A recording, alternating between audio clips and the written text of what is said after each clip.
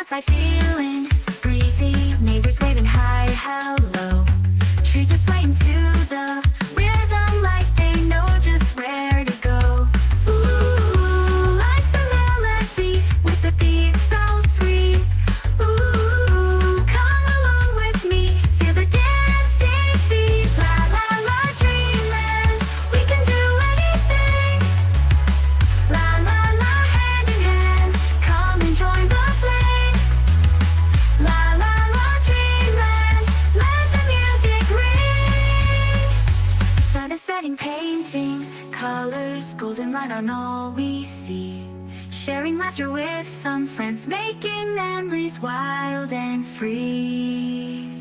La la la, dreamland, we can do anything. La la la, hand in hand, come and join the flame. La la la, dreamland, let the music ring. La la la, dreamland, every day's a brand new start. La la la, hand in hand, let the music fill your heart.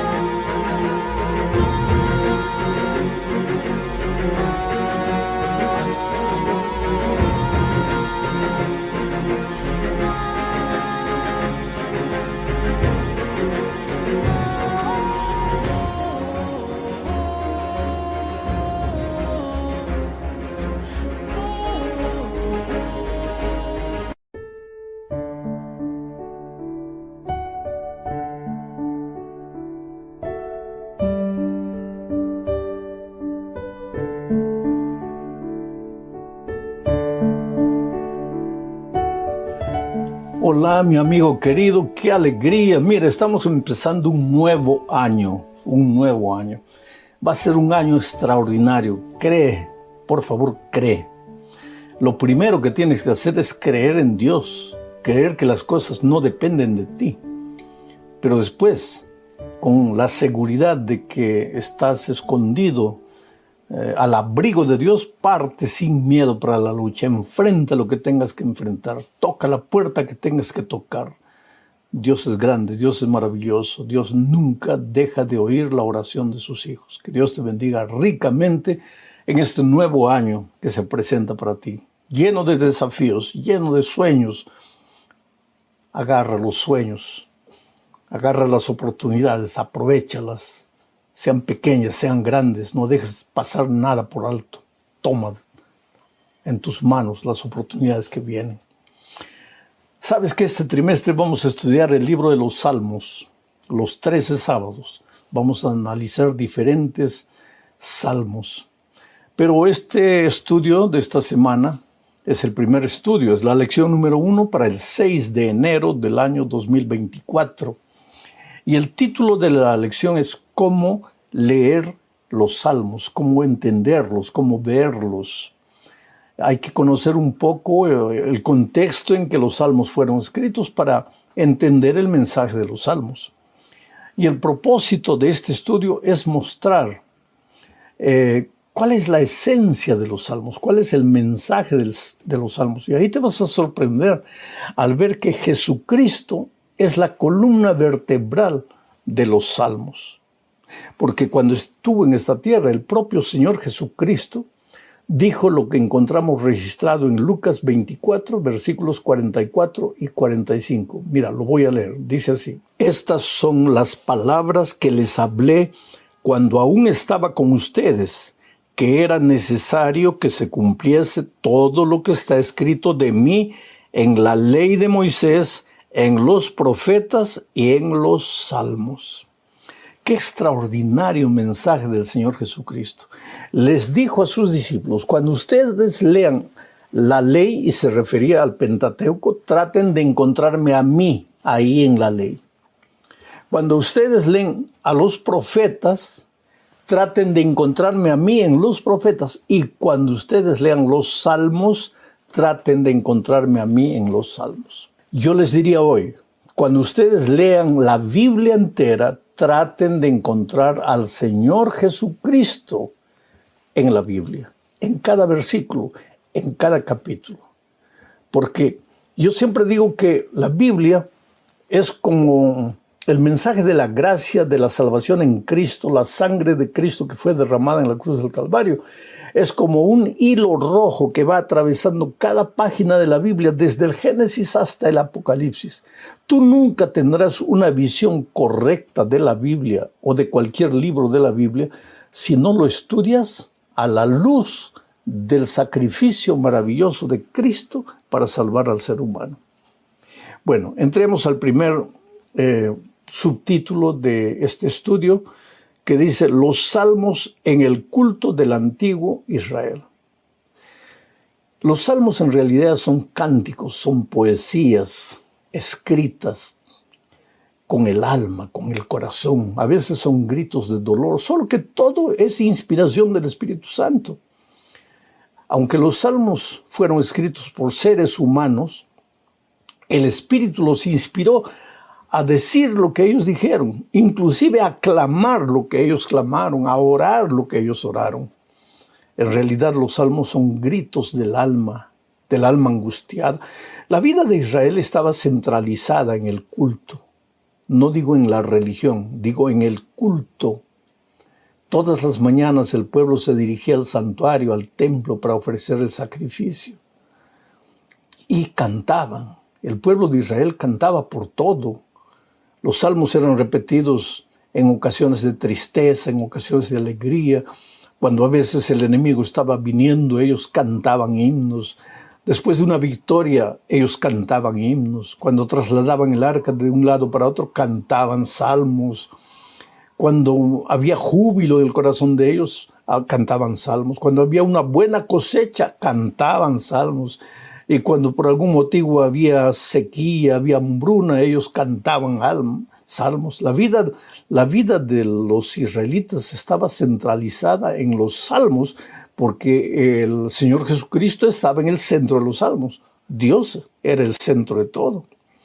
Los salmos originalmente fueron escritos pues para el culto y para la expresión de la vida de cada uno. Por ejemplo, voy a leer el Salmo 88, versículos 2 y 3. Dice así: y llegue mi oración a tu presencia, inclina tu oído a mi clamor. Aquí el salmista está dirigiéndose a Dios.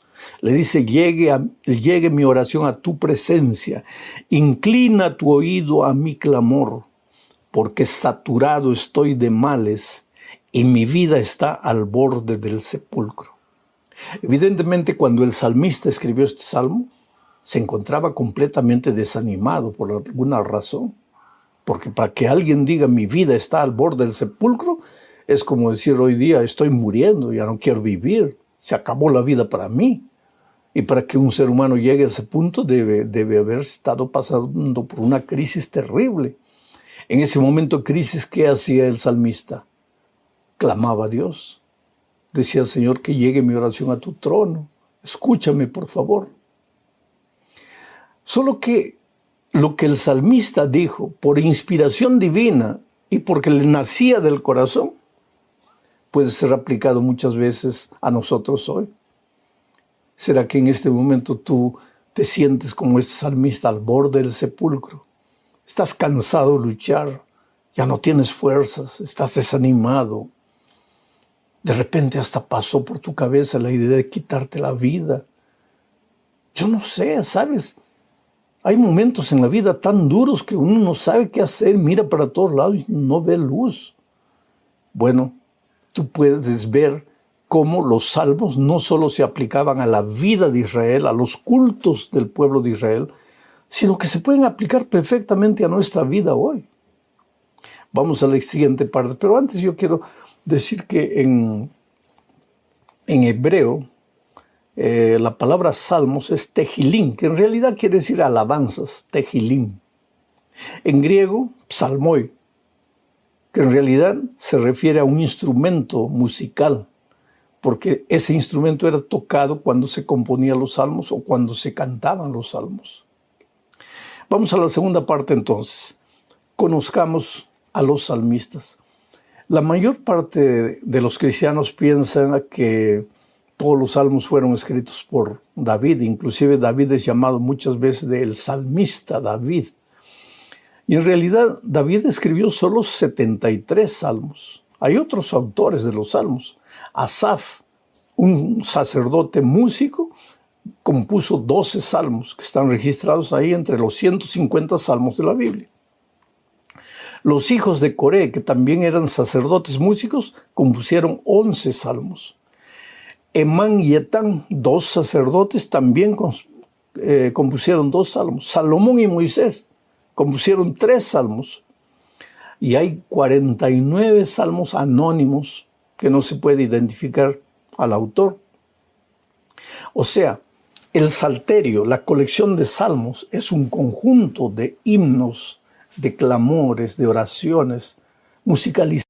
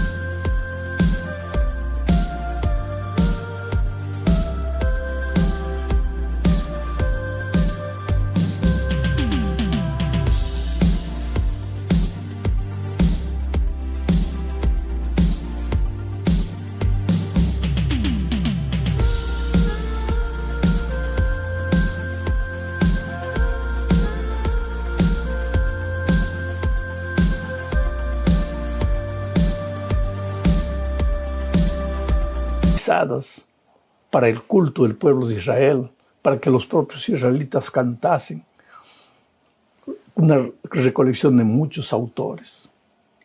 Por ejemplo, cuando el pueblo de Israel, porque el pueblo de Israel se dirigía a Jerusalén 3 veces por año para las 3 grandes fiestas que se realizaban en la ciudad, los israelitas venían de todos los rincones del territorio hacia Jerusalén.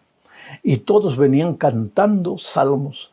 Los salmos 120 al 135 son 15 salmos que tienen el nombre de salmos graduales. A medida que se aproximaban de la ciudad de Jerusalén, ellos iban cantando esos salmos. Yo me recuerdo cuando yo era pastor de iglesia y llevaba a mis hermanos a un paseo o a una ciudad, a visitar otra ciudad o la iglesia de otra ciudad. Todo el viaje en el camino, los hermanos iban cantando. No cantaban salmos, cantaban nuestros himnos, pero iban cantando. Bueno, el pueblo de Israel, cuando se aproximaba a Jerusalén para las 3 fiestas anuales, ellos iban cantando los salmos. Pero hay cosas que uno no entiende en la vida, porque hace muchos años los jóvenes de la Iglesia Central de San Paulo, aquí en el Brasil, viajaron a Curitiba para un evento de jóvenes, para un congreso de jóvenes. El coro entero fue para allá. Y cuando estaban regresando ellos, venían cantando en el ómnibus y de repente sucedió una tragedia. El ómnibus chocó contra un camión cargado de fierro de construcción y más de 20 jóvenes murieron. Y al día siguiente los periódicos, un periódico publicó una noticia interesante. ¿Dónde estaba Dios cuando sus jóvenes cantaban? ¿Dónde estaba Dios cuando sus jóvenes le cantaban? Es el misterio del dolor. Pero lo interesante es que el pueblo de Dios en la alegría cantaba. Y si hubieran pasado por una tragedia semejante a estos jóvenes de aquí, también hubieran cantado.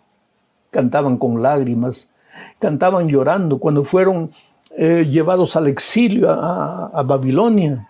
Fueron cantando. Y el salmista dice que a las orillas del río de Babilonia, debajo de los árboles, se sentaban y lloraban mirando a la ciudad y cantaban. Oh, querido, si todo va bien en tu vida, canta. Si estás triste, canta. Memorízate algunos salmos. Este trimestre vas a tener la oportunidad de leer, de estudiar algunos salmos. Memorízatelos y en los momentos de dolor canta a Dios. Alaba el nombre de Dios con los salmos. Vamos a la tercera parte del estudio. Un cántico para cada etapa. Los salmos fueron compuestos bajo diferentes circunstancias, ya lo dije. En momentos de alegría, ellos componían, cantaban. En momentos de tristeza también, cuando partían para la guerra también, cuando regresaban de la guerra también, cuando ganaban la victoria también, cuando perdían también. Ellos cantaban en todas circunstancias. Por eso, entre los 150 salmos de la Biblia vas a encontrar himnos que engrandecen a Dios, porque Dios es el centro de los salmos. Engrandecen a Dios, como el Salmo 100, número 100, versículos 1 al 3, por ejemplo. Voy a leer y voy a comentar para mostrar cómo este salmo es uno de los salmos que engrandece, enaltece y alaba el nombre de Dios. Dice así: cantad alegres a Dios, habitantes de toda la tierra.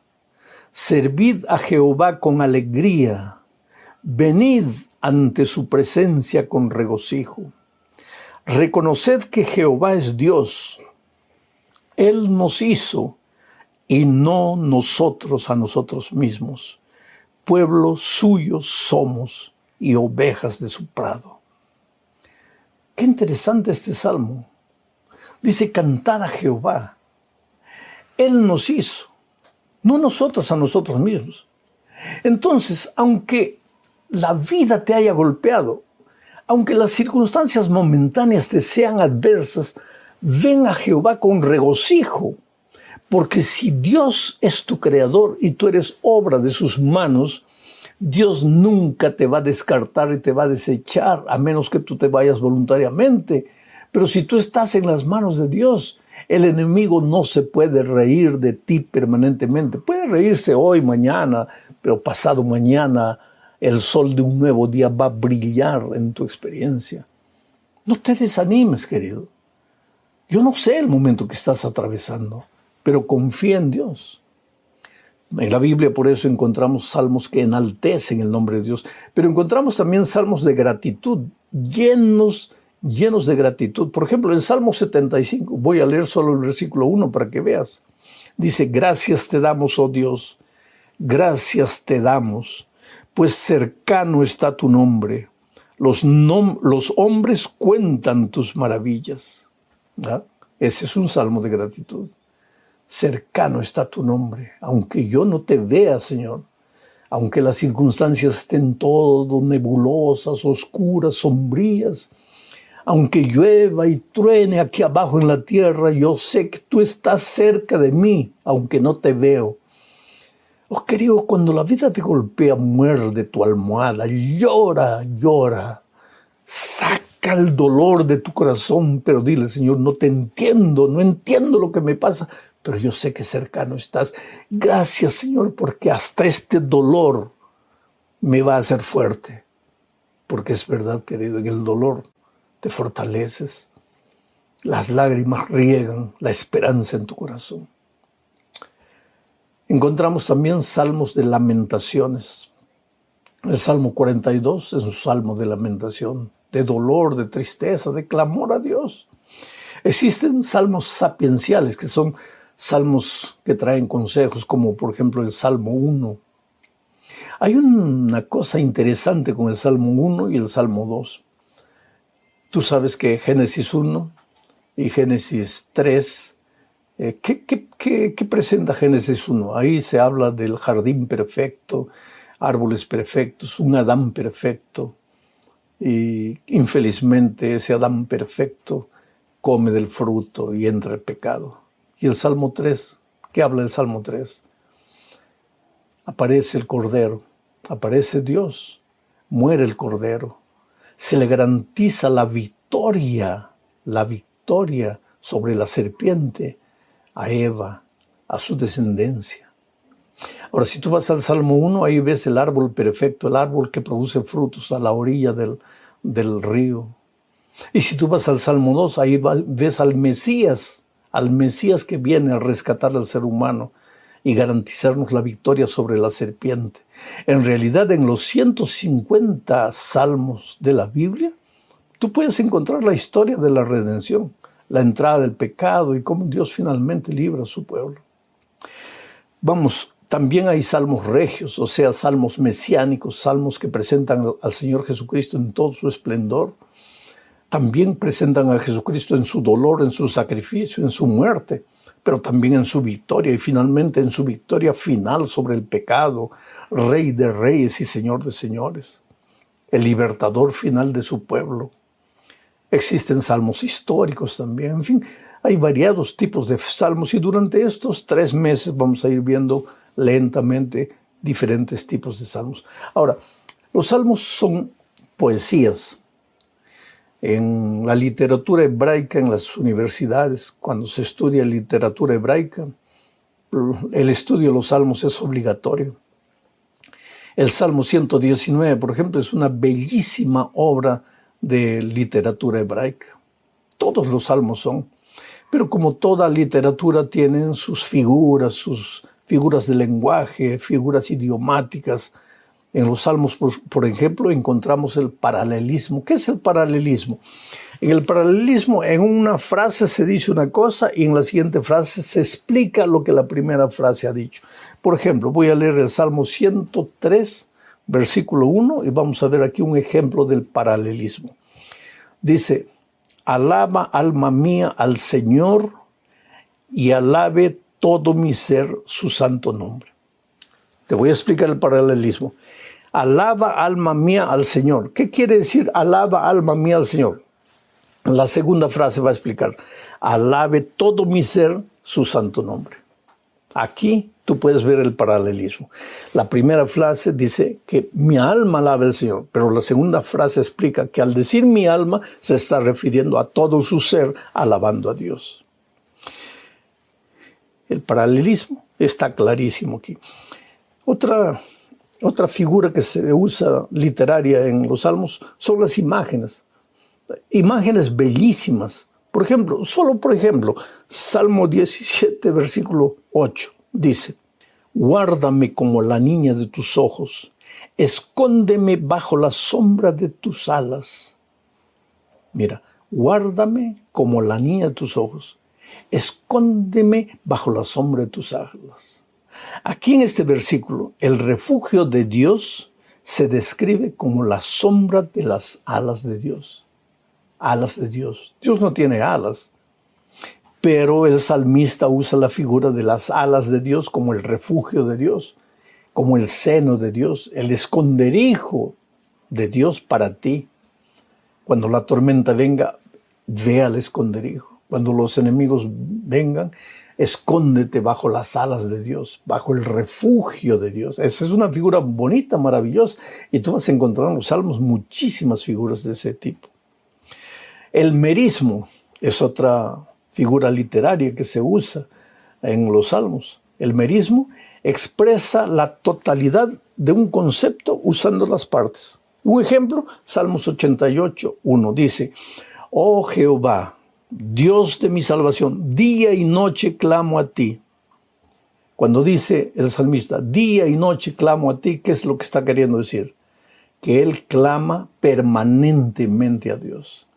Pero para decir permanentemente, él lo dice de una manera poética. Día y noche mi alma clama a ti, oh Dios. ¿Ves? Es una manera bonita de decir las cosas. Los salmos, en resumen, son oraciones inspiradas. Mira lo que dice el segundo libro de Samuel, capítulo 23, versículos 1 y 2, para que entiendas por qué aparecieron los salmos, cómo surgieron los salmos. Dice así. Estas son las palabras postreras de David. Dijo David, hijo de Isaí, Dijo aquel varón que fue levantado en alto, el ungido del Dios de Jacob, el dulce cantor de Israel. El Espíritu de Jehová ha hablado por mí y su palabra ha estado en mi lengua. Interesante cómo Samuel describe la manera o la razón o la forma en que David escribió. Al referirse a David se refiere como el cantor de Israel, el ungido del Señor. Y él dice ¿qué es lo que David dice? Dice, el Espíritu de Jehová ha hablado por mí y su palabra ha estado en mi lengua. La oración nació del corazón de David. El canto surgió del corazón de David. El clamor surgió del corazón de David. Pero él dice, no es solo mi clamor. Es que el Espíritu de Dios me está inspirando a decir esto. Es por eso que los salmos forman parte del canon bíblico. Los antiguos rabinos, los doctores de la ley de Israel, reconocieron los 150 salmos que tenemos registrados como salmos inspirados por Dios, escritos por seres humanos, pero inspirados por Dios. Tú puedes ver que en los libros de los salmos los autores se refieren a Dios como Dios mío, Señor mío, Rey mío. Ellos dicen, escucha, Señor, oye mi oración, mira mi dolor, respóndeme, líbrame. El libro de los Salmos es un libro maravilloso para ser estudiado. Yo escribí una devoción matutina usando versículos, un día Salmo, otro día Proverbio, un día Salmo, otro día Proverbio. Y pues podría haber escrito de cada versículo de los Salmos una meditación, porque es un libro riquísimo. Llegamos al fin de este estudio hablando del mundo de los Salmos. ¿Sabes, querido? El mundo de los Salmos se enfoca en Dios. Dios es el creador. Dios es el salvador. Dios es el sustentador. Dios es el gobernador. Dios es todo. Para el pueblo de Israel, Dios era todo. El pueblo sabía y entendía eso. Pero cuando el propio pueblo se descuidaba, su naturaleza pecaminosa lo llevaba a apartarse de Dios. Entonces se hería, sufría, entraba al territorio del enemigo, pues ahí sufría. Y cuando se daba cuenta que estaba sufriendo por causa de su alejamiento de Dios, regresaba a Dios arrepentido y cantaba salmos de arrepentimiento. Y Dios siempre estaba con los brazos abiertos, esperando a sus hijos. Porque Dios te ama. Tú y yo somos seres humanos como David, como Asaf, como Coré, como Moisés, como Salomón. Tú y yo queremos amar a Dios con todo el corazón. Nuestro mayor anhelo es servirle. Pero vez por otra descubrimos que hay una fiera escondida dentro de nosotros que nos lleva a hacer lo que no queremos. Pero gracias a Dios que las puertas de la gracia están abiertas y podemos regresar a Él y decirle, Señor, estoy aquí. Y qué bueno que el Señor te abraza y deposita en tu frente el beso de la paz. Que Dios te bendiga ricamente.